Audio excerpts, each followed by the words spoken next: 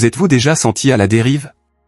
Comme si votre vie n'était qu'une suite d'événements aléatoires, une tempête de chaos où vous n'êtes qu'un bateau sans gouvernail? Vous luttez, vous faites des efforts, et pourtant, la douleur, la frustration et la confusion semblent toujours trouver le chemin du retour. Vous regardez le monde et vous vous demandez, pourquoi? Pourquoi les choses sont-elles ainsi? Pourquoi cela m'arrive-t-il? Et si je vous disais que le chaos n'existe pas? Et si chaque événement, chaque rencontre, chaque défi et chaque joie n'étaient pas des accidents, mais les pièces d'un puzzle cosmique, parfaitement agencé? La sagesse bouddhiste, affinée depuis plus de 2500 ans, nous offre une carte. Pas une carte basée sur des dogmes, mais une carte de l'esprit humain et des lois universelles qui régissent notre existence. Dans ce voyage que nous entamons aujourd'hui, nous allons dévoiler 10 enseignements bouddhistes profonds qui ont le pouvoir de transformer radicalement votre perception de la vie, en vous apportant non seulement la paix, mais aussi un profond sens du but. Avant de plonger dans la première clé de cette sagesse millénaire, je vous demande de rejoindre notre communauté de chercheurs. Abonnez-vous maintenant à la chaîne et laissez votre like. Ce simple geste est un acte de générosité, il nous aide à diffuser ce message de clarté à davantage de personnes qui se sentent peut-être perdues dans le chaos. Préparez-vous. Votre voyage vers une vie meilleure commence maintenant. Chapitre 1, tout arrive pour une raison, le sens caché de la vie. Quand nous entendons la phrase « tout arrive pour une raison », nous l'interprétons souvent avec un soupir de résignation, comme si nous étions des pions impuissants dans un jeu de destin. Mais dans le contexte du bouddhisme, cette phrase ne parle pas de fatalisme, c'est la description de la loi la plus fondamentale et la plus puissante de l'univers, la loi de cause à effet, connue en sanskrit sous le nom de karma. Le karma, dans son essence, signifie « action ». Ce n'est ni une punition divine, ni une récompense d'une entité extérieure. C'est simplement la loi naturelle selon laquelle toute action auquel vienne du corps, de la parole ou, plus important, de l'esprit est une graine. Et toute graine, inévitablement, produit un fruit. Le sens caché de la vie, que nous cherchons tant est celui-ci, nous sommes les architectes de notre propre réalité. La vie ne vous arrive pas, la vie vous répond. Pour comprendre cela en profondeur, nous devons abandonner l'idée que le karma est un système de justice simple et immédiat, du type « j'ai fait quelque chose de bien, je reçois quelque chose de bien demain ». Le bouddhisme nous enseigne que le karma est un processus complexe, tel un vaste jardin. Les graines que nous plantons, nos intentions et nos actions, ne germent pas immédiatement. Certaines ont besoin de jours, d'autres de mois, et certaines, selon cette tradition, peuvent nécessiter des vies entières pour trouver les bonnes conditions pour germer. C'est là que réside le sens caché de la souffrance. Lorsque quelque chose de douloureux arrive, une perte, une maladie, une trahison, notre première réaction est de demander « Pourquoi moi ? Je ne mérite pas ça ». La perspective karmique nous invite à changer la question. Au lieu de nous voir comme victimes d'un événement aléatoire, nous commençons à nous voir comme participants à un processus de maturation. L'événement douloureux, aussi difficile soit-il, peut être la maturation d'une graine plantée il y a longtemps, dans cette vie ou dans des existences passées. Ne le voyons pas comme une punition, mais comme une purification. La douleur est le moment où le karma négatif brûle, s'épuise. La raison pour laquelle cela arrive, c'est que la dette est en train d'être payée, la leçon remonte à la surface pour être apprise. Cela nous mène au pilier central du karma, l'intention, cetana. Dans le bouddhisme, l'intention est tout. Deux personnes peuvent accomplir la même action, par exemple, donner de l'argent à quelqu'un. L'une peut le faire par pure compassion, désirant sincèrement le bien-être de l'autre. L'autre peut le faire par vanité, pour paraître généreuse et gagner un statut social. L'action extérieure est identique, mais les graines karmiques plantées sont radicalement différentes. La première graine est de compassion et générera du bonheur futur. La seconde est d'attachement et d'ego, et générera plus d'attachement et l'anxiété d'avoir besoin de validation. Le sens caché est que l'univers ne répond pas à ce que nous faisons, mais pourquoi nous le faisons. C'est pourquoi la pratique de la pleine conscience, mindfulness, est si cruciale. Nous devons devenir vigilants de notre propre esprit. Avant de parler, questionnez, quelle est mon intention? Avant d'agir, demandez, est-ce que cela vient de l'amour ou de la peur? De la générosité ou de l'avidité? Quand nous commençons à vivre avec cette conscience, nous cessons d'être victimes des circonstances et devenons maîtres de notre destin. La raison pour laquelle les choses arrivent n'est plus un mystère effrayant, c'est un feedback clair. Si vous êtes entouré de colère et de conflits, le bouddhisme suggère de regarder à l'intérieur. Ou plantez-vous des graines de colère dans vos pensées? Ou nourrissez-vous du ressentiment? Le monde extérieur n'est qu'un miroir de votre jardin intérieur. Si le jardin est plein de mauvaises herbes, inutile de blâmer le soleil ou la pluie. Il faut commencer le travail d'arracher les mauvaises herbes, actions négatives passées, et de planter de nouvelles graines, actions positives. C'est la libération du karma. Nous ne sommes pas piégés par lui. Bien que nous ne puissions pas effacer les graines déjà plantées, nous pouvons contrôler deux choses. Notre réaction au présent, quand un fruit karmique amer mûrit, un mauvais événement arrive, nous pouvons réagir avec colère, haine et victimisation, plantant ainsi plus de graines de souffrance. Ou nous pouvons accepter, apprendre la leçon avec équanimité et compassion pour nous-mêmes, et ainsi, refuser de planter de nouvelles graines négatives. Nos actions au présent, chaque moment est une nouvelle opportunité. Le présent est le seul moment où nous pouvons planter des graines pour l'avenir. La raison, derrière tout n'est pas un plan secret de Dieu. La raison est votre propre esprit. La vie est un écho. Si vous criez la colère revient en écho. Si vous murmurez la compassion revient. Cela nous mène à un concept encore plus profond, l'interdépendance, Pratyasamutta.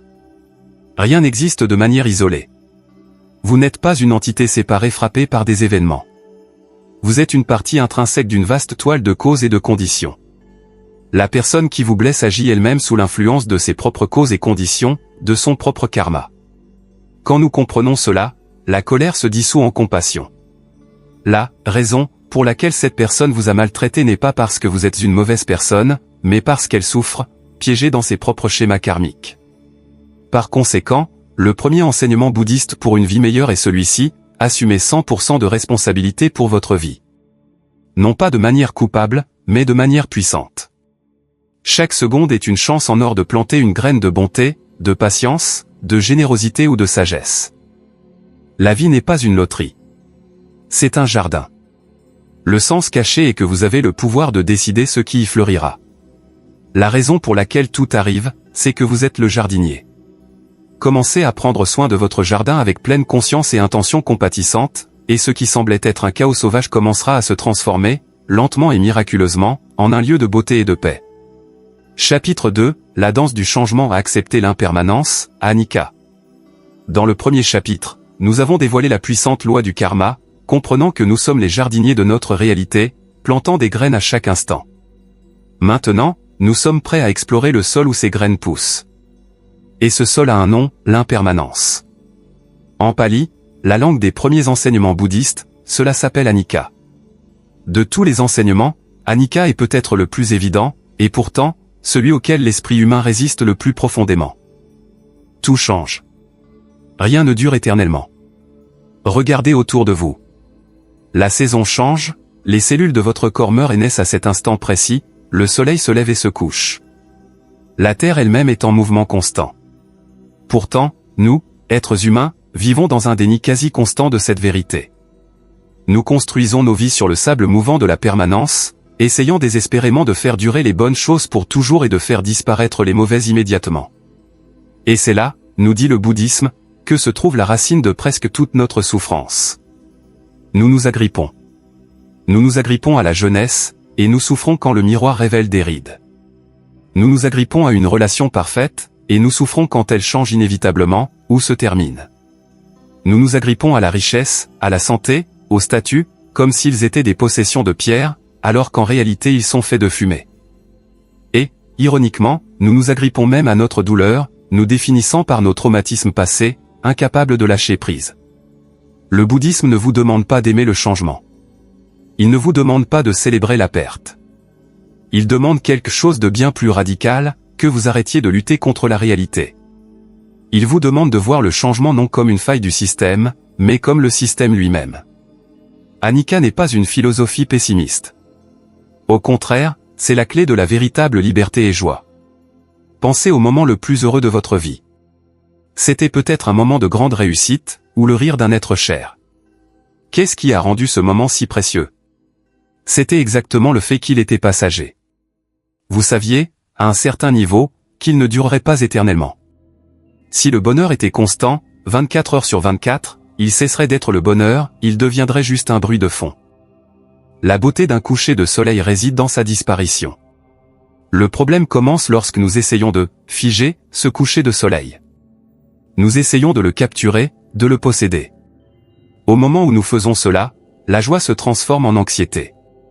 Le coucher de soleil de demain sera-t-il aussi beau? Et s'il pleut?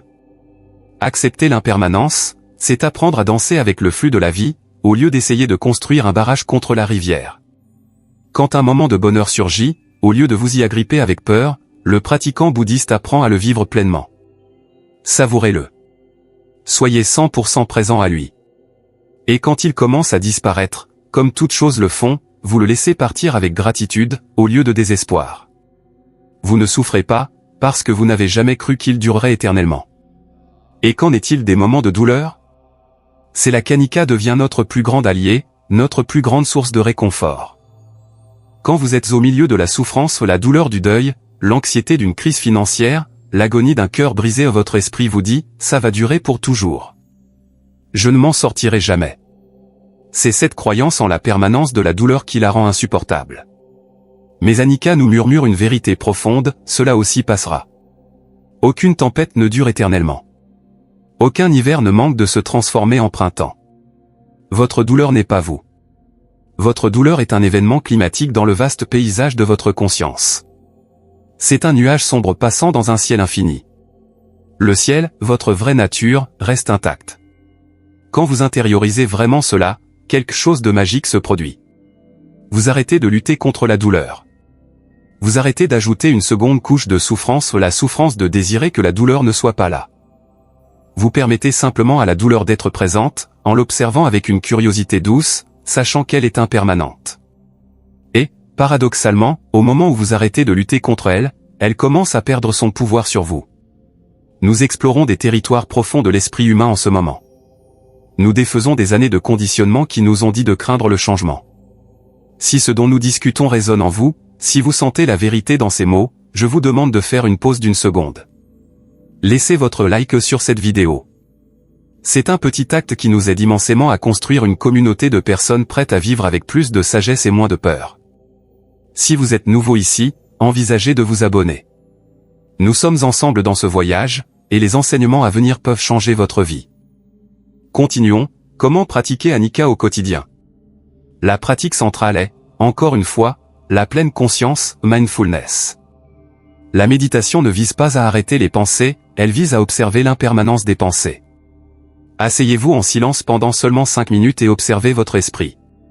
Une pensée sur le dîner surgit, puis une sur le travail, puis un souvenir d'enfance, puis une démangeaison sur le nez. C'est un flux constant. Vous n'êtes pas vos pensées, vous êtes l'observateur de ce flux. C'est Anika en action. Observez vos émotions. Vous vous réveillez en vous sentant anxieux. Au lieu de dire « je suis anxieux », dites « je ressens de l'anxiété ». Voyez l'anxiété comme une sensation dans votre corps, un serrement dans la poitrine, un nœud dans l'estomac. Observez-la. Ne la jugez pas, observez simplement. Vous découvrirez qu'elle n'est pas solide. Elle flue, elle change d'intensité et, finalement, elle se dissout. C'est la libération de la souffrance. La souffrance, du cas, n'est pas causée par le changement. Elle est causée par la résistance au changement. Le bouddhisme nous invite à devenir comme l'eau. L'eau ne résiste jamais. Elle contourne l'obstacle. Elle s'adapte à la forme du verre. Elle peut être douce comme un ruisseau ou puissante comme un océan, mais elle est toujours en flux, toujours en harmonie avec la réalité du moment présent. Quand vous acceptez l'impermanence, vous arrêtez d'essayer de contrôler l'incontrôlable. Vous arrêtez de gaspiller votre précieuse énergie vitale à lutter contre le fleuve de la vie. Au lieu de cela, vous montez dans le bateau de la conscience et vous apprenez à naviguer. Vous devenez flexible, résilient, ouvert. Le sens caché de la vie, que nous avons exploré au chapitre 1, Karma, et que nous plantons les graines. L'enseignement de l'impermanence, Anika, est que nous devons accepter les saisons. Vous ne pouvez pas forcer une graine à germer en hiver, ni empêcher les feuilles de tomber en automne. Vivez votre vie pleinement, plantez des graines de bonté et de compassion, mais abandonnez l'attachement névrotique au résultat. Aimez profondément, mais aimez avec la sagesse que tout est emprunté. Travaillez dur, mais sachez que le succès et l'échec sont tous deux des imposteurs passagers. Embrassez la danse du changement. car c'est dans cette danse que la vraie paix, une paix qui ne dépend pas des circonstances extérieures, est finalement trouvée. Vous cessez d'avoir peur de la prochaine vague, parce que vous découvrez que vous n'êtes pas le château de sable. Vous êtes l'océan. Chapitre 3, le diagnostic honnête, la vérité de la souffrance, du cas. Dans les chapitres précédents, nous avons établi 2 lois fondamentales de l'univers, la loi de cause à effet, karma, qui fait de nous les architectes de notre vie, et la loi de l'impermanence, anicca, qui nous montre que le décor de la vie est en changement constant. Maintenant, nous arrivons au point de départ de tout le voyage bouddhiste. C'est la raison même pour laquelle Siddhartha Gautama, le Bouddha, a quitté son palais. C'est le tout premier enseignement qu'il a donné après son éveil. Et c'est, sans aucun doute, l'enseignement le plus incompris de tous. C'est la première noble vérité, la vérité de la souffrance, ou du cas. Quand les gens entendent cela, ils réagissent souvent avec résistance. Quoi? La vie est souffrance? Quelle philosophie pessimiste? C'est déprimant. Ils imaginent le bouddhisme comme un nuage gris, centré uniquement sur la douleur et niant la joie de la vie. Cela ne pourrait pas être plus éloigné de la vérité. Dire que la vie est dukkha n'est pas une déclaration pessimiste, c'est un diagnostic médical précis et courageux. Imaginez que vous êtes malade depuis des années, avec un malaise constant, mais aucun médecin ne parvient à découvrir ce que c'est. Puis, vous trouvez enfin un grand médecin qui, après vous avoir examiné, dit « Je sais exactement ce que vous avez ». C'est ceci. Ressentiriez-vous du désespoir? Non. Vous ressentiriez un soulagement immense. Parce que pour la première fois, la maladie a été nommée. Et si elle peut être nommée, elle peut être comprise. Et si elle peut être comprise, elle peut être guérie. Bouddha est ce grand médecin. Et dukkha est son diagnostic pour la condition humaine. Le mot dukkha est souvent traduit par « souffrance », mais sa signification est bien plus profonde et subtile. Souffrance nous fait penser uniquement aux grandes tragédies, maladies, morts, pertes, guerres. Et oui, c'est dukkha dans sa forme la plus évidente. C'est ce que les érudits appellent dukkha, la douleur de la douleur. Mais Bouddha est allé plus loin. Il a pointé une deuxième forme de dukkha, viparinama dukkha, ou la souffrance du changement. C'est la douleur que nous ressentons quand les bonnes choses se terminent. C'est l'anxiété qui surgit même pendant un moment heureux, la peur subtile que cela va finir. Vous êtes en vacances parfaites, et au milieu de celle-ci, vous pensez « Ah, quel dommage qu'il ne reste que 3 jours ». C'est viparinama dukkha. C'est la souffrance qui vient directement de notre résistance à l'impermanence, anicca. Mais la forme la plus profonde, et la plus importante pour notre transformation, est la troisième, sankhara dukkha. C'est l'insatisfaction existentielle. C'est le bourdonnement de fond de notre vie. C'est ce sentiment que vous avez même quand tout va bien. Vous avez un bon travail, une famille, la santé. Il n'y a aucune tragédie évidente. Et, pourtant, vous vous réveillez le matin avec un sentiment de vide. Une agitation. Un sentiment que, il manque quelque chose. Vous vous asseyez sur le canapé le soir, après une journée de travail, vous zappez de chaîne en chaîne, vous faites défiler le fil d'actualité de votre téléphone, cherchant quelque chose. Mais vous ne savez pas quoi. C'est ça, sankhara dukkha. C'est l'insatisfaction inhérente d'un esprit non entraîné, qui est toujours à la recherche de la prochaine chose, du prochain hit, de dopamine, de la prochaine réparation, croyant que le bonheur permanent est juste au coin de la rue, après la prochaine réussite, le prochain achat, la prochaine relation.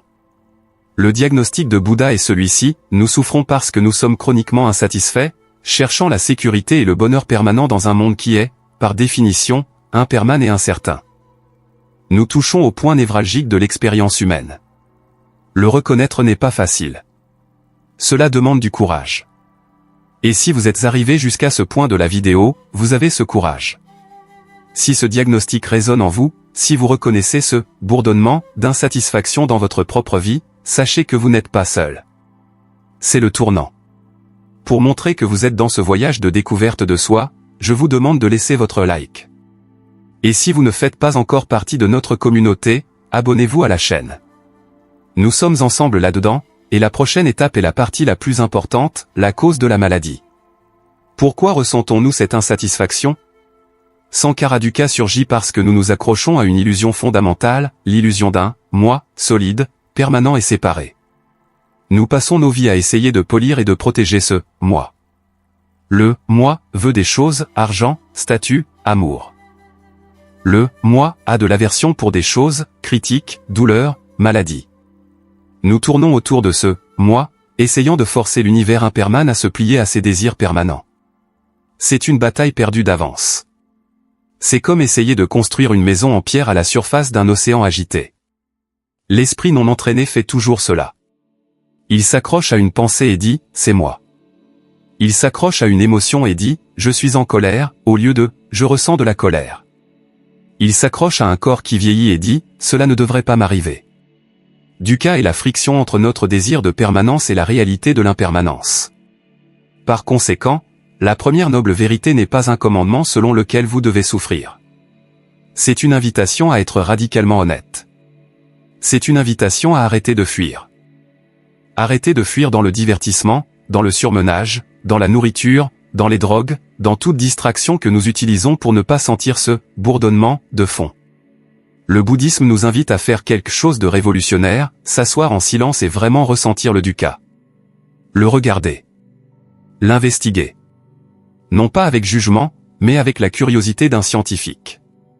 Qu'est-ce que cette agitation? Où est-ce que je la ressens dans mon corps? Quand surgit-elle? Qu'est-ce qui la déclenche? Quand vous faites cela, vous découvrez quelque chose de miraculeux. Au moment où vous arrêtez de lutter contre dukkha, au moment où vous arrêtez de le fuir et, au lieu de cela, vous l'accueillez avec une conscience compatissante, il commence à perdre son pouvoir. Vous arrêtez de nourrir le monstre. Vous arrêtez d'ajouter une seconde flèche. La première flèche est la douleur inévitable de la vie, la perte, la maladie. La seconde flèche est celle que nous nous tirons nous-mêmes, notre « je ne veux pas de ça, pourquoi moi, c'est injuste ». C'est cette seconde flèche qui transforme la douleur en souffrance. La première noble vérité, la vérité de la souffrance, est la porte d'entrée vers la libération. Ce n'est pas une condamnation à la prison, c'est le plan qui montre la sortie. C'est le diagnostic le plus porteur d'espoir de l'histoire de l'humanité, parce qu'il ne s'arrête pas là. Un diagnostic n'est posé que lorsqu'il existe un traitement. Fin du chapitre 3. Nous avons fait le diagnostic. Nous avons vu l'insatisfaction qui imprègne notre vie. Mais quelle est la cause exacte de cette maladie? Pourquoi nous attachons-nous? Qu'est-ce qui nous pousse à continuer à courir sur ce tapis roulant d'insatisfaction? Le Bouddha ne nous a pas laissé seulement avec le diagnostic. Il nous a donné la seconde noble vérité. Chapitre 4, la source de l'agitation, la cause de la souffrance, Tanha. Dans le dernier chapitre, nous avons posé le diagnostic courageux que le Bouddha nous a offert. Nous avons regardé la première noble vérité et reconnu l'existence de dukkha, non seulement la douleur évidente, mais cette insatisfaction subtile, ce bourdonnement de fond qui nous hante, le sentiment que quelque chose manque toujours, même quand tout semble aller bien. Tel un grand médecin, le Bouddha ne s'est pas arrêté au diagnostic. Un diagnostic sans cause est inutile. Et ainsi, il nous a donné la seconde noble vérité, qui identifie l'origine de cette fièvre existentielle. La cause de la souffrance, dit-il, est Tanha. Ce mot en pali est souvent traduit par « désir », mais sa signification est bien plus spécifique et profonde. Tanha n'est pas le simple désir de boire un verre d'eau quand on a soif, ou le désir que nos enfants soient heureux. Ce n'est pas le désir sain de créer, d'aimer, de chercher la vérité. Tanha est la soif névrotique. C'est le désir ardent. C'est l'attachement. C'est l'avidité fébrile et automatique de l'esprit non entraîné. C'est le « j'ai besoin » au lieu du « j'aimerais ». C'est le « je ne peux pas vivre sans » au lieu du « j'apprécie cela ». C'est l'énergie d'agripper, de s'attacher, d'essayer de fixer ce qui est, par nature, fluide. Tanha est la source de notre agitation, car c'est elle qui nous met en guerre directe contre la réalité de l'impermanence, Anicca, dont nous avons discuté au chapitre 2. La réalité est impermanente. Tanha est le désir de permanence. La réalité est fluide. Tanha est la tentative de construire un barrage.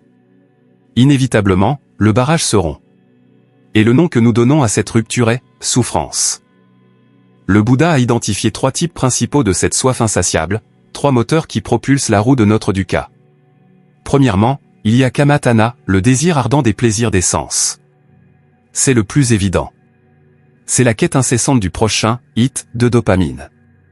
Le prochain repas délicieux, le prochain marathon de série, le prochain achat en ligne, la prochaine expérience sexuelle, le prochain like sur les réseaux sociaux. Il n'y a rien d'intrinsèquement mauvais dans ces choses. Le problème n'est pas le plaisir. Le problème est l'attachement au plaisir. Quand nous mangeons un repas délicieux, le pratiquant sage le savoure pleinement, conscient que c'est une expérience passagère. L'esprit avec Tana, cependant, souffre déjà en mangeant, car il sait que le repas va se terminer. Et dès qu'il se termine, il est déjà anxieux pour le prochain. Il n'est jamais satisfait. Il vit dans un cycle de recherche et de bref soulagement, suivi par plus de recherche. C'est un tapis roulant. Le deuxième type est Bhavatana, le désir ardent d'être, d'exister. Celui-ci est plus subtil, mais immensément puissant. C'est le désir ardent du « moi ». C'est le désir d'être quelqu'un, d'être important, d'être reconnu, d'être riche, d'être célèbre, d'être le « bon » élève en méditation, d'être éveillé. C'est le désir de solidifier notre identité, de prouver que nous existons et que nous comptons. C'est ce Bhavatana qui nous fait défendre nos opinions avec colère, comme si notre vie en dépendait. C'est notre ego fragile qui essaie de se construire et de se défendre dans un monde qui, en réalité, ne tourne pas autour de nous. C'est la source de l'envie, de l'arrogance et d'un épuisement profond, car maintenir cette façade de « moi » solide est un travail 24h24, 7j7. Et c'est un travail voué à l'échec, car le « moi » que nous essayons de construire est, comme tout le reste, impermanent. Enfin, il y a le troisième type, Vibhavatana, le désir ardent de ne pas être, de l'anéantissement. C'est l'autre côté de la médaille. Quand la vie devient trop douloureuse et que nous n'obtenons pas ce que notre Kamatana, désir de plaisir, ou Bhavatana, désir d'être, voulait, nous tombons dans l'opposé, le désir que tout s'arrête, tout simplement. Cela peut se manifester par la dépression, l'apathie, le désir de fuite, ou à l'extrême, l'auto-anéantissement. C'est le « je n'en peux plus ». C'est l'aversion. C'est la haine. C'est le désir d'effacer l'expérience, de se débarrasser de la douleur. Mais, ironiquement, se concentrer sur l'anéantissement de la douleur n'est qu'une autre forme de Tana. C'est un attachement puissant au « non-être » qui ne fait que nous attacher plus fortement à la roue de la souffrance. Nous disséquons le mécanisme même de notre esprit. Nous mettons en lumière ce qui nous fait souffrir. C'est le vrai travail de connaissance de soi. Si vous trouvez cette carte de l'esprit utile, si elle vous aide à comprendre vos propres schémas, s'il vous plaît, laissez votre like. C'est un signe pour nous que nous sommes sur la bonne voie, et cela aide YouTube à montrer cette vidéo à d'autres personnes qui pourraient aussi être piégées dans le cycle de Tana. Et si vous n'êtes pas encore abonné, rejoignez notre communauté. Ce qui suit, c'est la solution. Donc, Tana est la cause. C'est cette soif insatiable, cette énergie agrippée, qui nous fait courir. Mais comment fonctionne-t-elle en pratique? Tana opère à travers un processus appelé Vedana, ou tonalité de sentiment. C'est ce qui se passe dans la milliseconde avant que vous n'ayez une pensée consciente. Quelque chose se passe, vous voyez un morceau de gâteau. Immédiatement, votre esprit l'étiquette comme « agréable », Vedana positive. Cette étiquette, agréable, déclenche instantanément Tana, le désir ardent, l'envie de manger. Et alors vous agissez, vous mangez le gâteau. Ou, quelqu'un vous critique au travail. Immédiatement, votre esprit étiquette comme « désagréable », Vedana négative. Cette étiquette, désagréable, déclenche instantanément Tana, sous forme d'aversion, Vibhavatana. Et alors vous agissez, vous vous mettez en colère, vous vous défendez, vous ruminez à ce sujet toute la journée. Et il y a les sensations, neutres, la majeure partie de notre vie. Être assis sur votre chaise, le son de la climatisation. Nous étiquetons comme « neutre ». Et que fait Tana avec le neutre? Il s'ennuie. Et alors il commence à chercher quelque chose d'agréable ou à s'inquiéter de quelque chose de désagréable. L'esprit non entraîné est complètement esclave de ce processus. C'est un bateau sans gouvernail, ballotté par les vagues agréables, désagréables et neutres. C'est pourquoi nous nous sentons si épuisés, si hors de contrôle. Nous ne sommes pas aux commandes. Nos schémas d'attachement et d'aversion le sont. Le bouddhisme nous dit que la libération ne consiste pas à satisfaire tous nos désirs. C'est impossible. C'est comme essayer d'éteindre un incendie en y jetant de l'essence. Plus vous nourrissez Tana, plus il devient grand et affamé. La personne qui gagne 1 million commence immédiatement à en désirer 2. La libération ne consiste pas non plus à nier tous les désirs, à devenir un ascète sans vie, c'est juste Vibhavatana, l'aversion. La libération consiste à voir Tana pour ce qu'il est, une réaction automatique, impersonnelle, qui surgit et disparaît. C'est développer la sagesse pour cesser d'être esclave de cette impulsion. La seconde noble vérité est profondément optimiste. Pourquoi?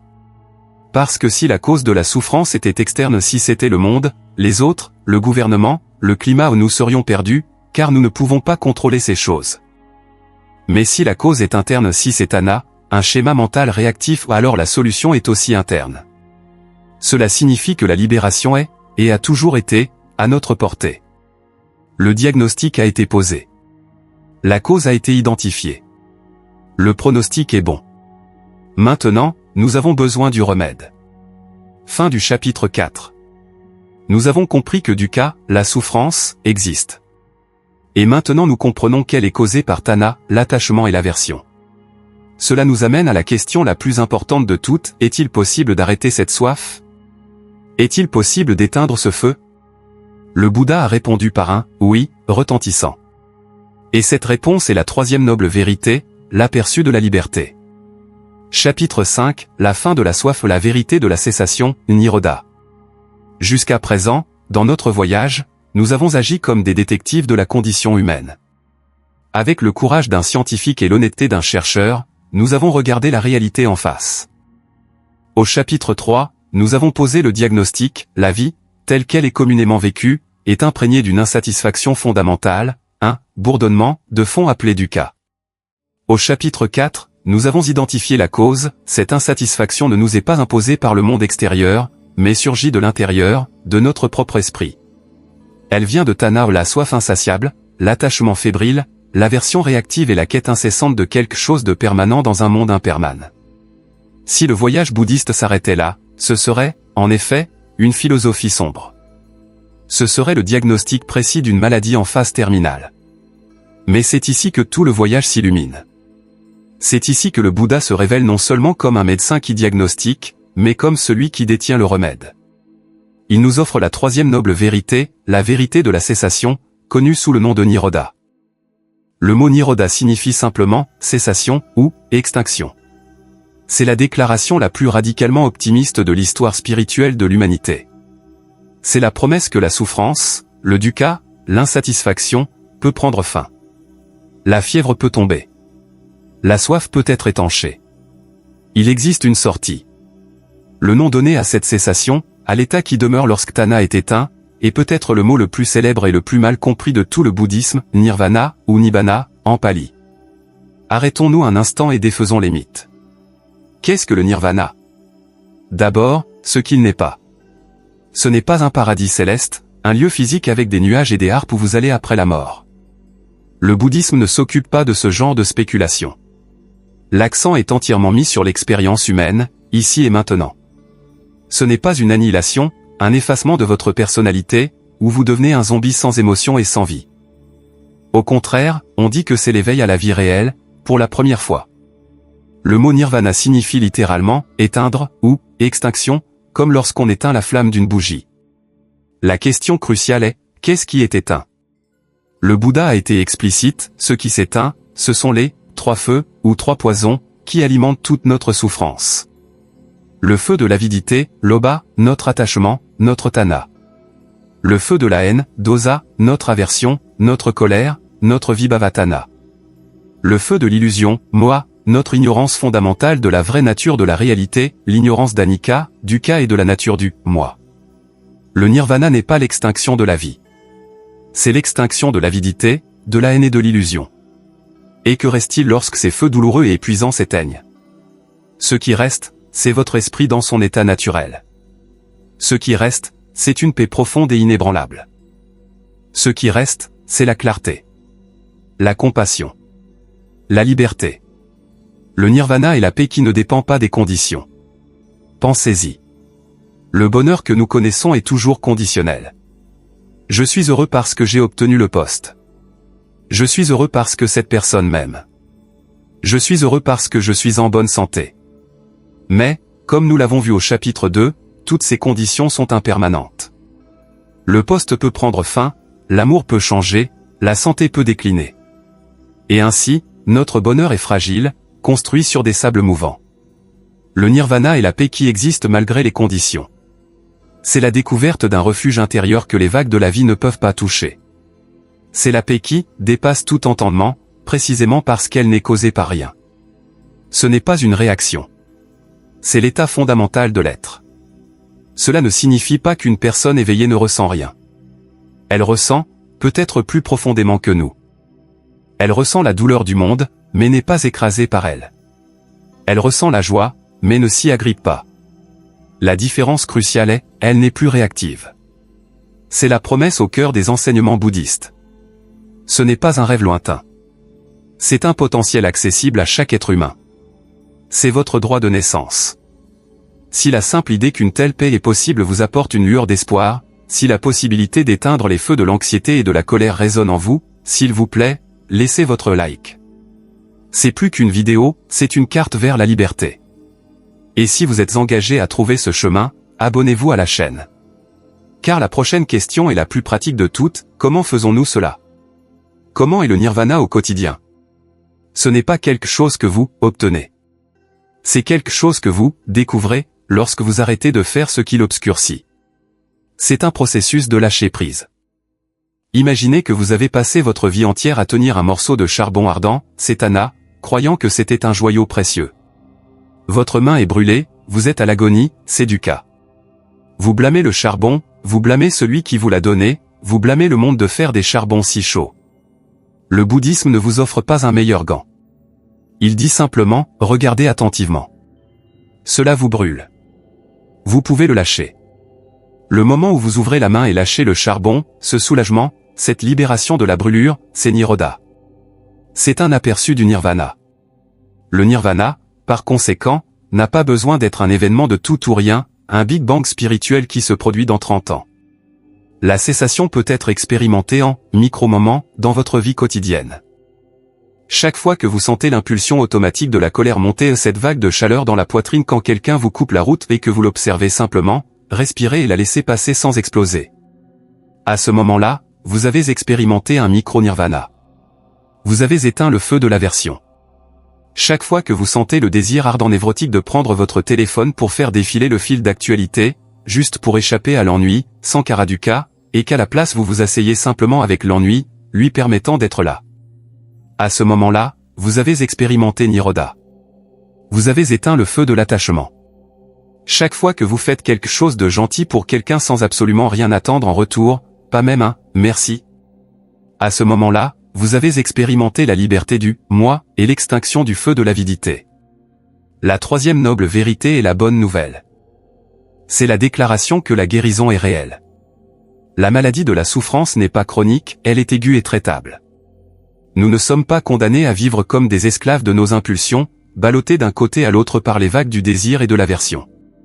Nous ne sommes pas condamnés à vivre avec ce bourdonnement de fond d'insatisfaction pour toujours. Il existe un état de clarté, de paix et de liberté profonde, et il est disponible pour nous. Cela nous amène, inévitablement, à la question finale et la plus pratique de toutes. Le Bouddha a diagnostiqué la maladie, dukkha, identifié la cause, tanha, et nous a montré que la guérison est possible, nirodha.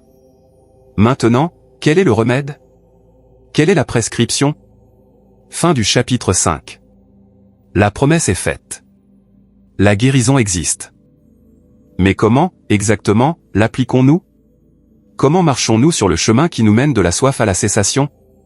Le Bouddha a consacré la majeure partie de ses enseignements à répondre à cette question.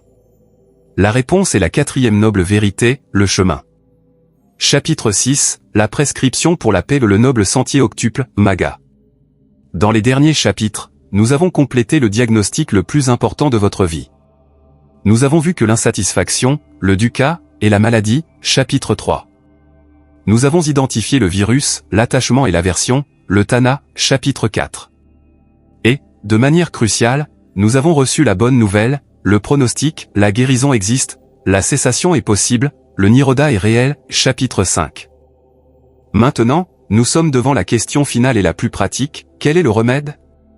Quel est le traitement exact? Le Bouddha ne nous a pas laissé seulement avec la promesse de la guérison, il nous a livré la prescription détaillée. C'est la quatrième noble vérité, le point culminant de tous ces enseignements, le chemin même pour sortir de la souffrance. Il est appelé Magga, le noble sentier octuple. Ce n'est pas une série de 10 commandements, ni une liste de règles à suivre aveuglément. Et, plus important encore, ce n'est pas un chemin linéaire, où vous complétez l'étape 1 puis passez à l'étape 2.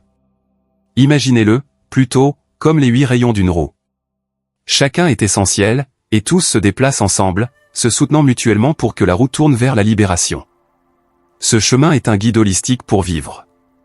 Il englobe tout, votre esprit, vos paroles, vos actions et votre vie.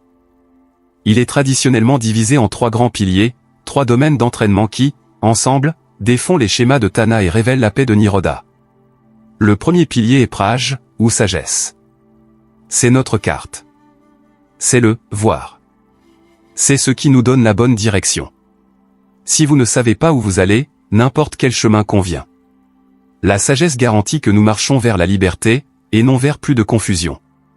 Ce pilier contient les 2 premiers rayons de la roue. La vision juste, samedi. C'est, simplement, voir la réalité telle qu'elle est. Et qu'est-ce que, voir la réalité telle qu'elle est? C'est comprendre, en profondeur, tout ce dont nous avons discuté jusqu'à présent.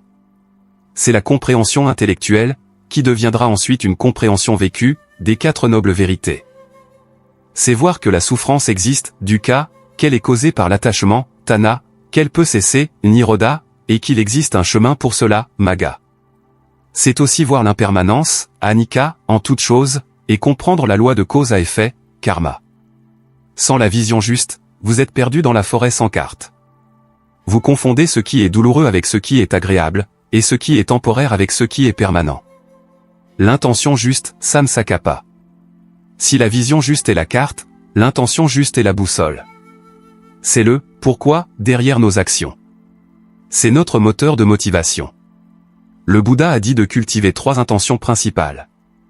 L'intention de renoncement, Nekama, non pas au sens de se débarrasser de tout, mais au sens de « lâcher », l'attachement. C'est l'opposé de Tana. C'est l'intention de ne pas s'agripper, de laisser les choses fluer. L'intention de bienveillance, Avidda, l'opposé de l'aversion et de la haine. C'est le désir actif du bonheur et du bien-être de tous les êtres, y compris vous-même. C'est la pratique de méta, ou amour bienveillant. L'intention de non-violence, Avi, aussi traduite par compassion. C'est l'intention de ne pas causer de tort, de ne pas être cruel, et de répondre à la souffrance, la nôtre et celle des autres, avec un cœur ouvert et solidaire. Le deuxième pilier est SLA, ou conduite éthique. C'est notre agir. C'est comment nous mettons notre sagesse en pratique dans le monde. Vous ne pouvez pas espérer trouver la paix intérieure si votre vie extérieure est un chaos de dommages et de regrets. Un esprit coupable ne peut pas méditer. SLA est la fondation que nous créons pour que l'esprit puisse se reposer et s'approfondir. Ce pilier contient 3 rayons. La parole juste, Samvc. Nos mots ont un pouvoir karmique immense. La parole juste consiste à s'abstenir de 4 choses. Mentir, dire seulement la vérité. Parole divisive, des mots qui montent une personne contre une autre. Le commérage en est la forme la plus courante. Parole dure, insulte, cri, discours de haine, maudit avec colère pour blesser. Parole oisive, bavardage, commérage sans sens qui ne font qu'agiter l'esprit et gaspiller du temps. Au lieu de cela, la parole juste consiste à utiliser les mots pour promouvoir la vérité, l'harmonie, la gentillesse et le sens. L'action juste, Samkamanta. Cela se réfère à nos actions physiques. Le cœur de cela est de s'abstenir de 3 choses. Ne pas tuer, ne pas prendre la vie d'aucun être sensible, et plus profondément, cultiver la compassion pour toute vie. Ne pas voler, ne pas prendre ce qui ne nous a pas été donné librement. Cela s'étend à l'exploitation, aux affaires injustes et au fait de profiter des autres. Ne pas avoir de conduite sexuelle inappropriée, cela signifie ne pas causer de tort par la sexualité, comme l'adultère, l'exploitation ou toute action qui ne respecte pas la dignité et le consentement des autres. Le moyen d'existence juste, Samjivea. Cela amène l'éthique dans notre travail, dans les 40 heures ou plus que nous passons par semaine à gagner notre vie. Le moyen d'existence juste est de choisir une profession qui ne cause de tort ni à vous ni aux autres. Le Bouddha a spécifiquement listé le commerce des armes, le commerce des êtres vivants, esclavage, élevage intensif, le commerce des poisons et le commerce des substances intoxicantes. En termes modernes, c'est se demander, mon travail contribue-t-il au bien-être ou à la souffrance dans le monde? Nous avons couvert les 2 premiers piliers, sagesse, voir justement, et éthique, agir justement. Ces 5 étapes, à elles seules, créeraient une révolution dans votre vie et dans le monde. Si ce guide pratique pour une vie éthique et sage a du sens pour vous, si vous voyez comment ces étapes peuvent réduire le chaos dans votre vie, s'il vous plaît, laissez votre like. C'est le manuel d'instruction.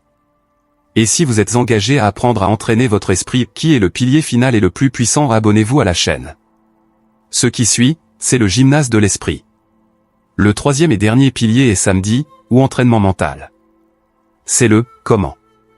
C'est ici que nous construisons le muscle mental. La sagesse et l'éthique sont essentielles, mais sans l'entraînement mental, nous n'aurons pas la force de vraiment les mettre en œuvre lorsque la tempête de Tana, attachement et aversion, nous frappera. Ce pilier contient les 3 rayons finaux.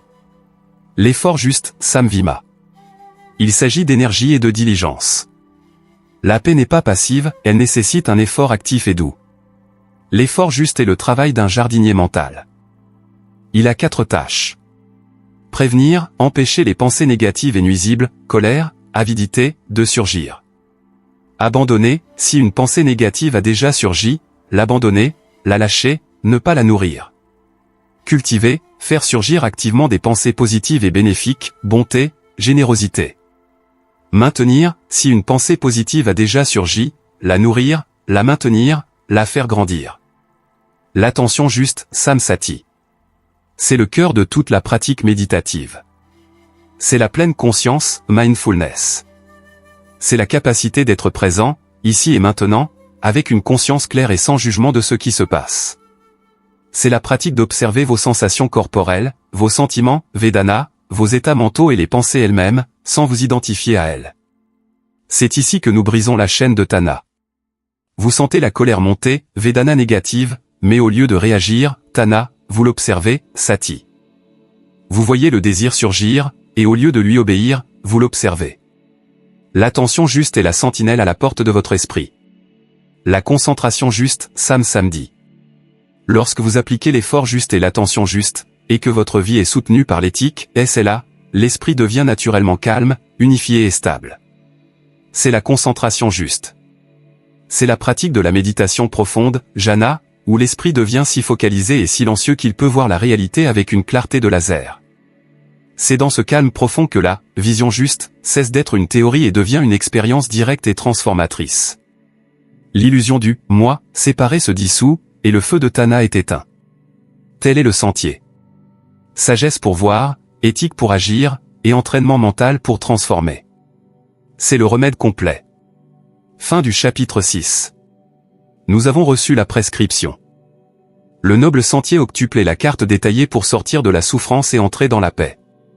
Si cette explication du chemin vous a inspiré à commencer à marcher, laissez votre like et abonnez-vous à la chaîne. Car dans le prochain chapitre, nous allons plonger dans le fondement de tout cela, la pratique qui unit tous les 8 rayons. La pleine conscience. Chapitre 7, le pouvoir d'être présent en la pratique de la pleine conscience, Sati. Dans le chapitre précédent, nous avons déplié la carte la plus précieuse du voyage bouddhiste, le noble sentier octuple. Nous avons vu comment il se divise en 3 domaines d'entraînement, sagesse, vision juste et intention juste, conduite éthique, parole, action et moyens d'existence juste, et entraînement mental, effort, attention et concentration juste. Cette carte est la prescription pour la paix. Mais une carte, en soi, ne vous mène pas à destination. Vous avez besoin d'un véhicule. Vous avez besoin de l'énergie pour faire le premier pas. Dans ce chapitre, nous allons nous concentrer sur le 7e rayon de ce chemin, qui est, en réalité, le cœur qui pompe le sang vers tous les 7 autres. C'est la compétence fondamentale qui rend la vision juste possible, qui nous donne l'espace pour choisir la parole juste, et qui constitue l'essence de l'entraînement mental. Nous parlons de Sati, le mot en pali pour la pleine conscience, ou mindfulness. S'il n'y avait qu'une seule compétence que vous puissiez cultiver pour transformer radicalement votre vie, réduire votre anxiété, approfondir vos relations et vous libérer de la tyrannie de vos propres pensées, ce serait celle-ci. Mais qu'est-ce que, exactement, la pleine conscience? D'abord, clarifions ce qu'elle n'est pas. Il ne s'agit pas de faire le vide dans son esprit. Votre esprit est fait pour penser, tout comme votre cœur est fait pour battre. L'objectif n'est pas d'arrêter les pensées. il ne s'agit pas nécessairement de se détendre bien qu'une profonde relaxation soit souvent un effet secondaire. Ce n'est pas une pratique ésotérique ou religieuse, c'est un entraînement mental laïque, un exercice pour le cerveau. Et, surtout, ce n'est pas une tentative d'échapper à la vie ou de se dissocier de la douleur. Au contraire, c'est la pratique radicale d'être totalement présent à votre vie, exactement telle qu'elle est. La pleine conscience est la conscience simple et sans jugement de ce qui se passe, au moment où cela se passe. C'est la capacité de se souvenir de revenir au présent. Le mot sati porte aussi le sens de « se souvenir ». Se souvenir de quoi? Se souvenir d'être ici. Se souvenir d'observer, au lieu de réagir. La plupart d'entre nous vivons en pilote automatique. Nos corps sont à un endroit en train de conduire, de faire la vaisselle, en réunion mais nos esprits sont ailleurs. Nous sommes perdus dans des ruminations sur le passé, je n'aurais pas dû dire ça. Ou dans des angoisses sur l'avenir, et si cela arrivait. Le présent, le seul moment où la vie se produit réellement, nous échappe. Nous ne vivons pas 10 000 jours, nous vivons le même jour 10 000 fois, piégés dans les mêmes boucles de pensée réactives. La pleine conscience est le disjoncteur. C'est l'acte de se réveiller de cette transe. Au chapitre 4, nous avons parlé de la chaîne qui nous mène à la souffrance, un stimulus, quelqu'un nous critique, mène à une sensation désagréable, Vedana, qui déclenche instantanément l'attachement ou l'aversion, Tana, ce qui nous amène à réagir, crier, nous défendre, garder rancune. Tout cela se passe en 1 milliseconde. C'est un réflexe automatique. La pleine conscience est ce qui nous permet de créer un espace entre le stimulus et la réaction. Avec la pratique de sati, le processus se transforme, le stimulus se produit, la critique.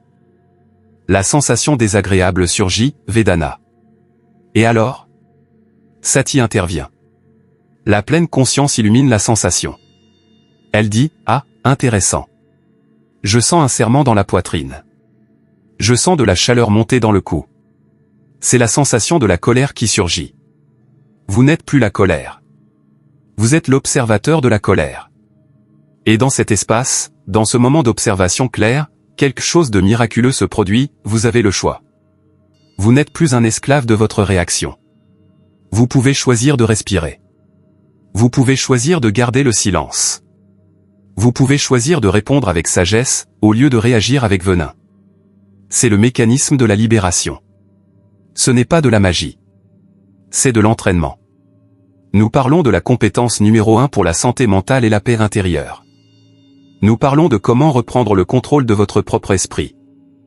Si l'idée d'avoir cet espace de choix dans votre vie vous semble libératrice, si vous êtes fatigué d'être l'otage de vos propres réactions, s'il vous plaît, laissez votre like. C'est une reconnaissance que vous êtes prêt à vous réveiller.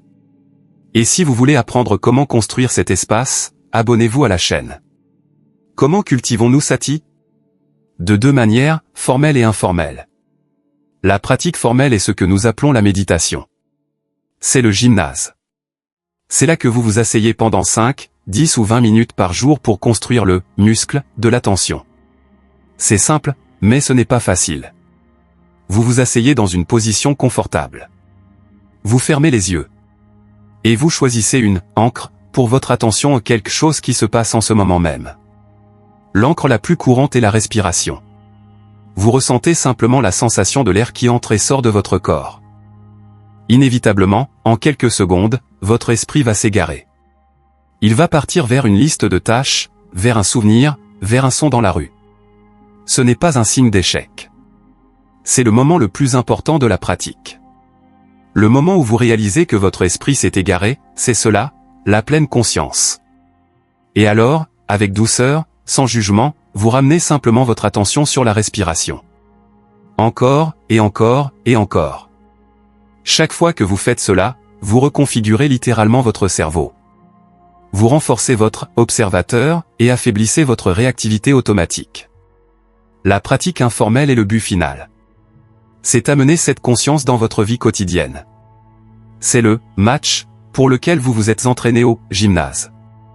Vous pratiquez la pleine conscience en faisant la vaisselle, au lieu d'être perdu dans vos pensées, vous ressentez vraiment la température de l'eau, l'odeur du savon, le contact de l'éponge sur l'assiette. Vous êtes totalement là. Et, étonnamment, cette tâche ennuyeuse devient une source de paix. Vous pratiquez en mangeant, éteignez la télé, rangez votre téléphone. Vous regardez vraiment votre nourriture. Vous sentez l'odeur. Vous mâchez lentement, en savourant chaque goût. Vous pratiquez en écoutant, quand quelqu'un vous parle, écoutez-vous vraiment? Ou attendez-vous juste votre tour de parler, en formulant votre réponse? La pleine conscience dans l'écoute, c'est offrir à l'autre personne le cadeau le plus rare de tous, votre présence totale. Être présent est le plus grand cadeau que vous puissiez vous faire à vous-même et au monde. La pleine conscience dissout l'anxiété, qui vit dans le futur, et le regret, qui vit dans le passé. Elle vous ramène à la maison, au seul endroit où la vie existe, le présent. C'est l'outil que nous utilisons pour appliquer l'effort juste. C'est le microscope qui nous permet de voir l'impermanence, Anika, en temps réel. C'est le bouclier qui nous protège d'être blessés par la parole dure des autres, et le guide qui nous empêche de l'utiliser. Sati est la clé maîtresse. C'est l'éveil. Fin du chapitre 7. Nous avons le chemin. Et maintenant nous avons l'outil central pour le parcourir, la pleine conscience. Mais cet outil, cette clarté mentale, révèle non seulement nos propres schémas, mais aussi la souffrance du monde qui nous entoure. Si ce chapitre sur la pleine conscience vous a aidé à comprendre le pouvoir du présent, laissez votre like et abonnez-vous. Car dans le prochain chapitre, nous allons cultiver les émotions qui fleurissent naturellement lorsque l'esprit est clair, la compassion et l'amour bienveillant.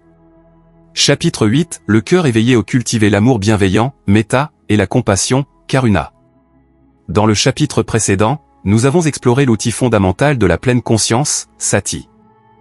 Nous avons appris à créer un espace entre le stimulus et la réaction, à observer nos pensées et nos émotions sans en devenir esclaves.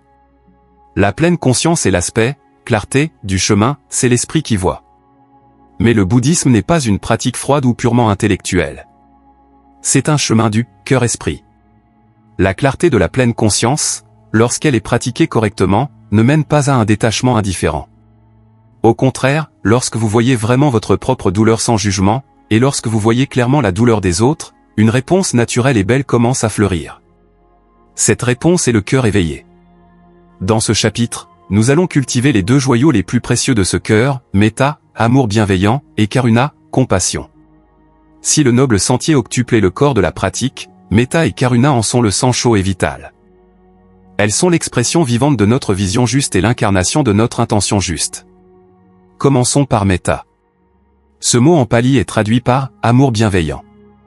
Il est crucial de comprendre ce qu'il signifie, car il est très différent de ce que notre culture appelle « amour ». Ce n'est pas l'amour romantique, qui est conditionnel et souvent basé sur l'attachement, Tana. Ce n'est pas l'amour transactionnel, je t'aime si tu me rends heureux. Metta est une bienveillance inconditionnelle. C'est un souhait sincère, profond et universel pour le bien-être et le bonheur de tous les êtres, sans exception. Ce n'est pas une émotion passagère, c'est une compétence mentale qui peut être cultivée et renforcée, tout comme la pleine conscience. Pourquoi Metta est-elle si vitale? Parce qu'elle est l'antidote direct à l'un des trois feux qui nous brûlent, le feu de l'aversion, dosa, la colère, la haine, le ressentiment, l'irritation, l'impatience. La pleine conscience, Sati, nous aide à voir la colère lorsqu'elle surgit. Metta est ce que nous utilisons pour dissoudre la colère à sa racine. Comment la cultivons-nous? À travers une pratique de méditation spécifique. Traditionnellement, elle suit une progression soigneuse, conçue pour ouvrir le cœur par étapes. Nous commençons par nous-mêmes. C'est, pour beaucoup, la partie la plus difficile. Nous sommes conditionnés à nous critiquer, à nous concentrer sur nos défauts. Mais, comme le dit le dicton, on ne peut pas verser d'un verre vide. Essayer d'aimer les autres sans amour-propre, c'est comme essayer d'arroser un jardin sans eau. Alors, nous nous asseyons en silence et nous nous offrons des phrases de guérison, comme « Puissé-je être en sécurité ? Puissé-je être heureux ? Puissé-je être en bonne santé ? Puissé-je vivre en paix ?» Nous répétons cela, non pas comme une affirmation vide, mais comme un souhait sincère, en ressentant l'intention derrière les mots. Nous élargissons à un bienfaiteur ou un ami cher. Quelqu'un pour qui il est facile de ressentir de l'affection. Puisses-tu être heureux? Puisses-tu être en sécurité? Nous élargissons à une personne neutre. Quelqu'un que nous voyons, mais pour qui nous n'avons pas de sentiment fort, le caissier du supermarché, le voisin. Puisses-tu être heureux? Cela commence à étirer le muscle du cœur. Nous élargissons à une personne difficile. C'est l'entraînement avancé. Nous amenons à l'esprit quelqu'un qui nous a blessés ou nous irrite. Et, Avec la force de la pratique, nous essayons d'étendre le même souhait, puisses-tu, toi aussi, être heureux. Puisses-tu trouver la paix. Pourquoi? Non pas pour excuser ses actions, mais pour libérer notre propre cœur. Le ressentiment est un poison que nous buvons en espérant que l'autre meure. Méta est l'antidote que nous prenons. Finalement, nous élargissons à tous les êtres. Puissent tous les êtres, partout, dans toutes les directions, être heureux et libres de la souffrance. Cette pratique est transformatrice. Elle adoucit les angles de notre jugement. Elle dissout l'isolement du « moi » dont nous parlerons plus et nous connecte à l'humanité partagée. Nous parlons de reprogrammer notre système d'exploitation émotionnelle, en sortant de l'aversion pour aller vers la connexion. Si vous sentez que le monde, et votre propre esprit, pourraient utiliser plus de cet amour bienveillant, s'il vous plaît, laissez votre like. C'est un acte de méta pour cette chaîne, aidant à diffuser ce message de guérison. Et si vous n'êtes pas encore abonné, rejoignez notre communauté de cœurs esprits éveillés. Si méta est le souhait que tous les êtres soient heureux, Karuna, compassion, est sa sœur jumelle. Karuna est la réponse du cœur lorsqu'il rencontre la souffrance. C'est le tremblement du cœur, en présence de la douleur, que ce soit la nôtre ou celle des autres. Mais Karuna n'est pas la même chose que la pitié. La pitié regarde de haut, pauvre de toi. La pitié crée de la distance. Karuna est la volonté d'entrer dans la douleur avec l'autre. Le mot « compassion » signifie littéralement « souffrir avec ». Cependant, la compassion bouddhiste n'est pas une noyade dans la douleur d'autrui, ce qui ne serait que de la surcharge émotionnelle. La vraie Karuna est l'union de la tendresse du cœur avec la clarté de la sagesse, Praj, et la stabilité de la pleine conscience, Sati. C'est ce qui permet à un médecin de traiter un patient malade avec soin et concentration, sans s'effondrer. C'est ce qui vous permet d'écouter un ami en crise avec une présence totale, sans absorber son drame. Karuna est ce qui nous pousse à l'action.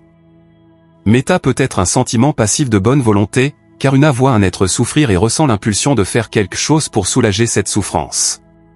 C'est l'action juste et le moyen d'existence juste en mouvement. La pleine conscience nous permet de voir la première noble vérité qu'il y a souffrance, dukkha. La compassion est la réponse humaine et éveillée à cette vérité. Méta et Karuna sont deux des quatre demeures divines, Brahmavihara, qualité de l'esprit éveillé. Les deux autres sont Mudita, joie empathique, la capacité de ressentir de la joie pour le bonheur et le succès des autres. C'est l'antidote direct à l'envie et à la jalousie. Upekkha, équanimité, la paix équilibrée, l'amour qui n'est pas de l'attachement. C'est la capacité de prendre soin profondément, mais sans être renversé par le résultat. C'est l'acceptation profonde de l'impermanence, anicca, et du karma, cause à effet. Quand vous pratiquez la pleine conscience, vous nettoyez le miroir de votre esprit. Quand vous pratiquez Méta et Karuna, vous enseignez au cœur à briller à travers ce miroir propre. Le bouddhisme nous enseigne que, dans notre état naturel, lorsque les feux de l'avidité, de la haine et de l'illusion sont éteints, nirvana, ce qui reste n'est pas le vide. Ce qui reste, c'est cette paix claire, lumineuse et compatissante. La paix n'est pas seulement l'absence de conflit, c'est la présence active de la compassion.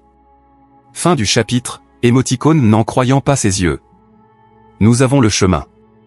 Nous avons la pleine conscience pour éclairer le chemin. Et maintenant nous avons la compassion pour réchauffer le voyage. Si ce chapitre sur le cœur éveillé vous a touché, laissez votre like et abonnez-vous.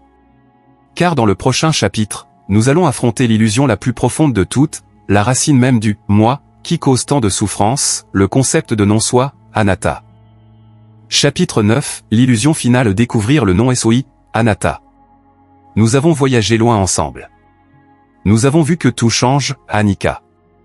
Nous avons diagnostiqué l'insatisfaction que ce changement nous cause, dukkha. Nous avons identifié la cause de cette douleur comme étant notre attachement et notre aversion, tanha. Nous avons vu la promesse que cette douleur peut cesser, nirodha. Nous avons reçu la carte pour la cessation, le noble sentier octuple, magga.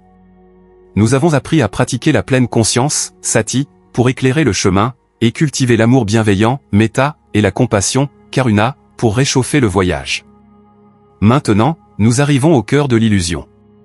Nous arrivons à l'enseignement qui, une fois compris, coupe la racine de tanha, attachement, une fois pour toutes.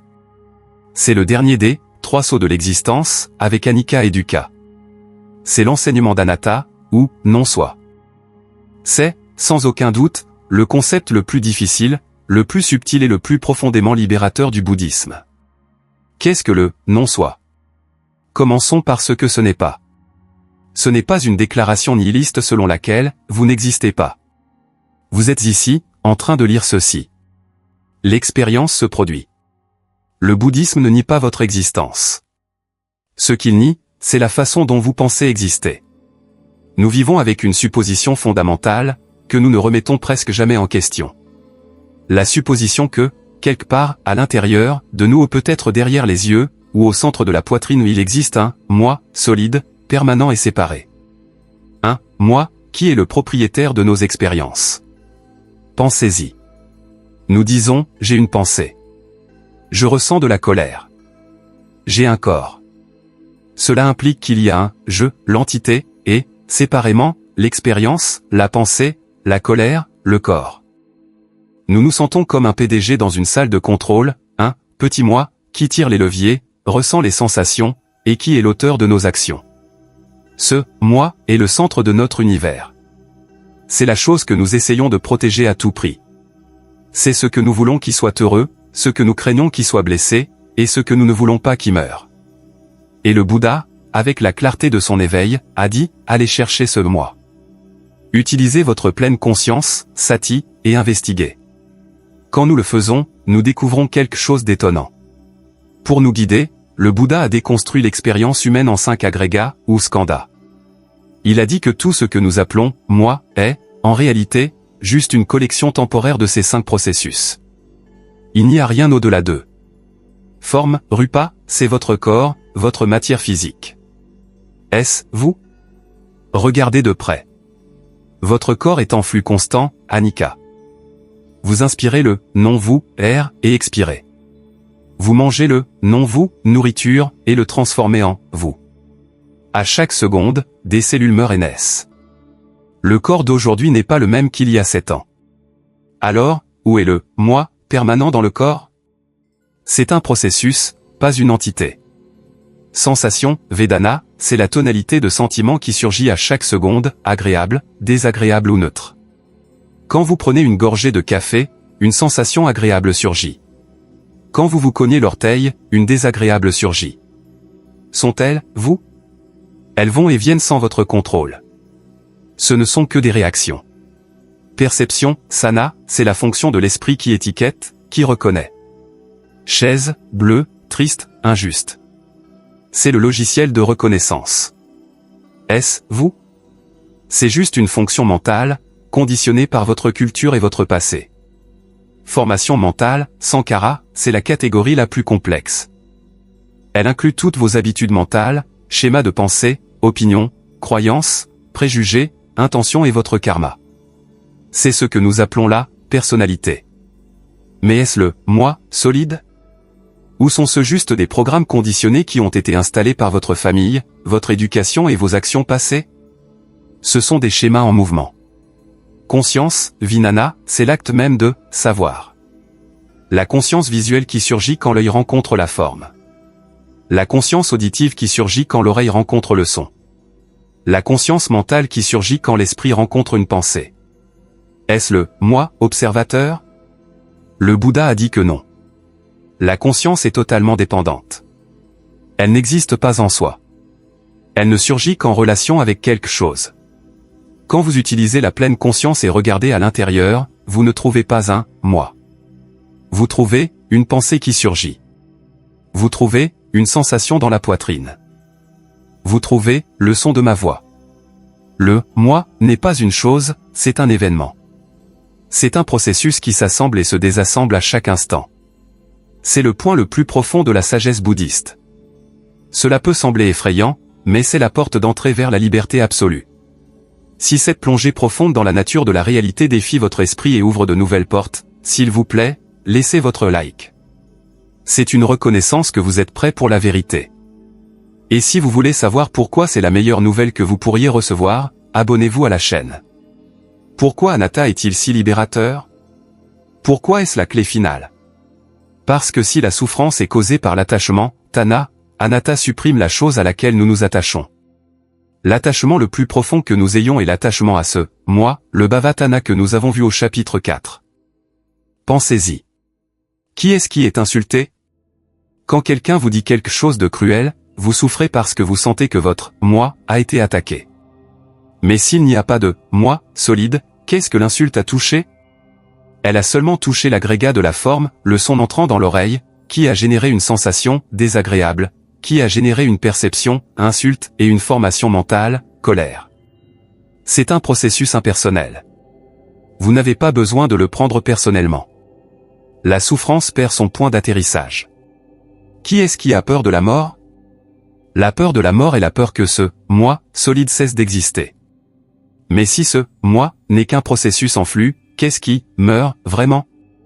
Le processus change simplement de forme. Le fleuve continue de couler. La peur existentielle se dissout. Qui est-ce qui a échoué? La honte et la culpabilité viennent de l'identification à elle, échec. Je suis un échec.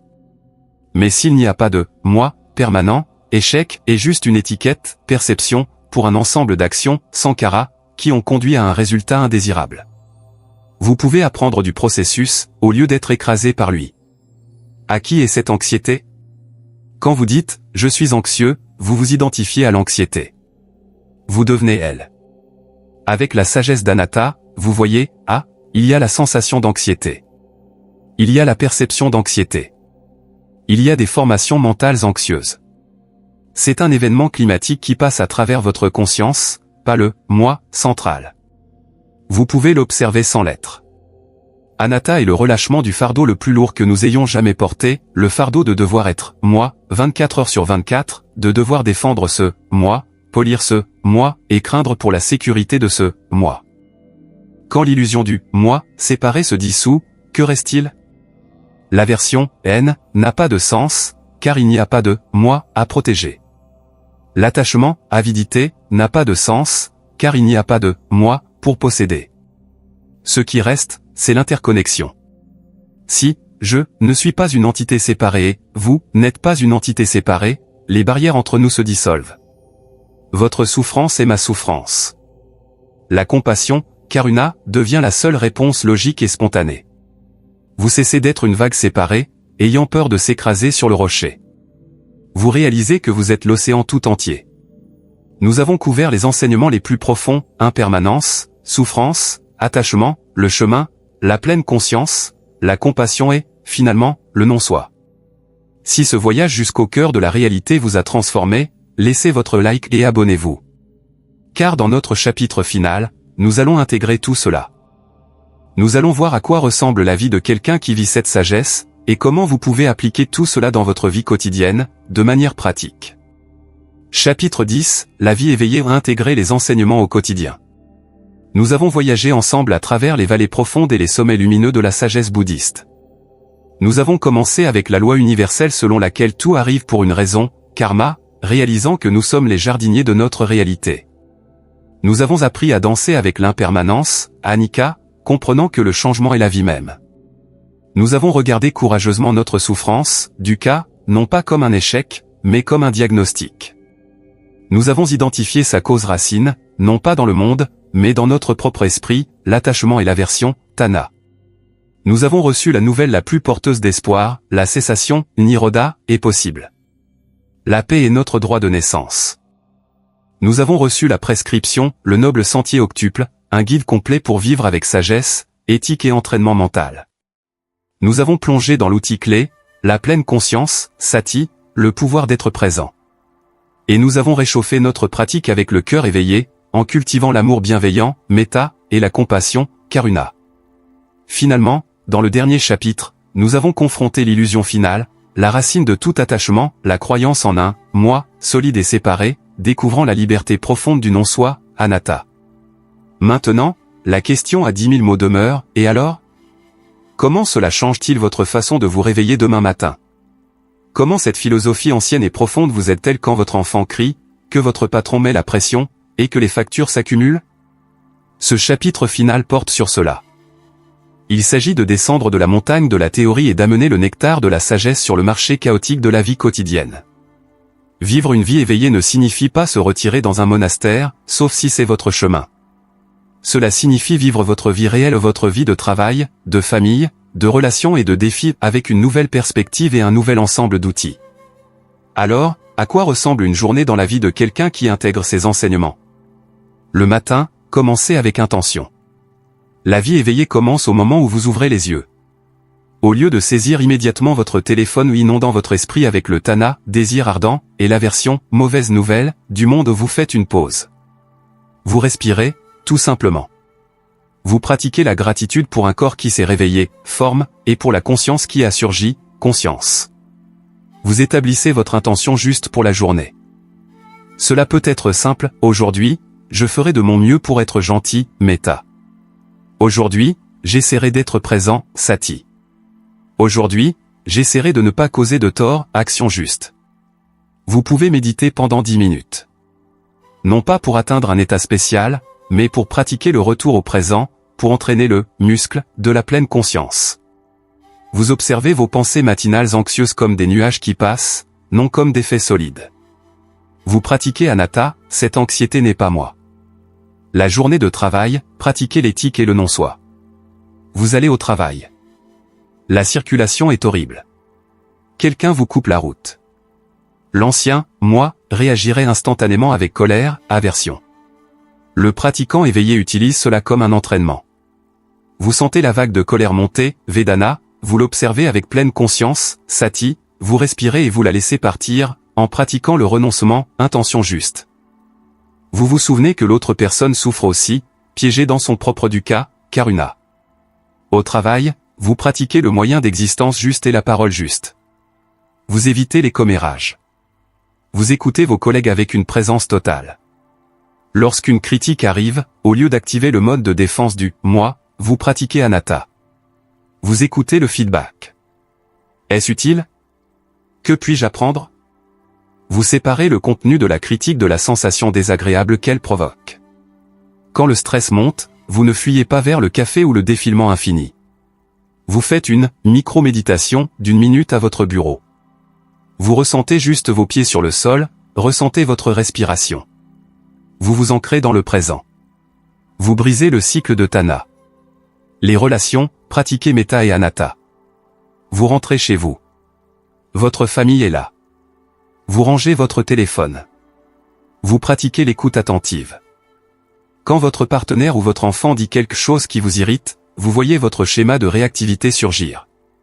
Vous vous souvenez du karma, une parole dure maintenant, action injuste, plantera une graine de souffrance future. Au lieu de cela, vous pratiquez Metta. Vous regardez vos proches et vous voyez des êtres complexes, pleins de leurs propres espoirs et peurs, tout comme vous. Quand ils souffrent, vous pratiquez Karuna. Vous n'essayez pas de les réparer, vous offrez votre présence calme comme un espace de guérison. Quand la journée se termine, vous réfléchissez. Non pas avec jugement, mais avec honnêteté. Où ai-je été pris par l'attachement aujourd'hui? Où ai-je réussi à lâcher prise? Quelle graine ai-je plantée?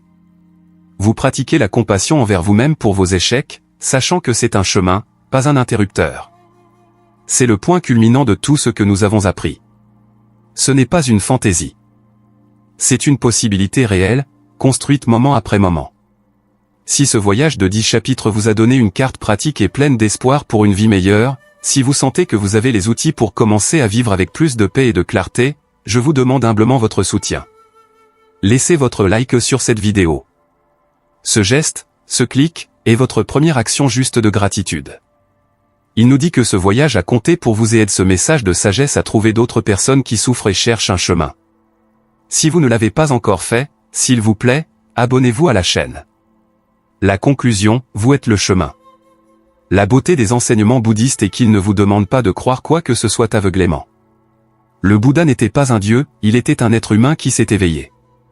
Et son message final était, ne croyez pas mes paroles.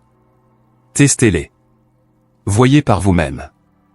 La vie éveillée ne consiste pas à devenir parfait. Elle consiste à devenir entier. C'est arrêter de vivre en guerre avec soi-même et avec le monde. L'impermanence, Anicca, cesse d'être votre ennemi et devient votre enseignante, vous rappelant de chérir chaque instant. La souffrance, Dukkha, cesse d'être une tragédie et devient votre alarme, signalant où vous êtes encore attaché. Le non-soi, Anatta, cesse d'être un concept philosophique effrayant et devient votre plus grande liberté ou la liberté du fardeau d'être, moi.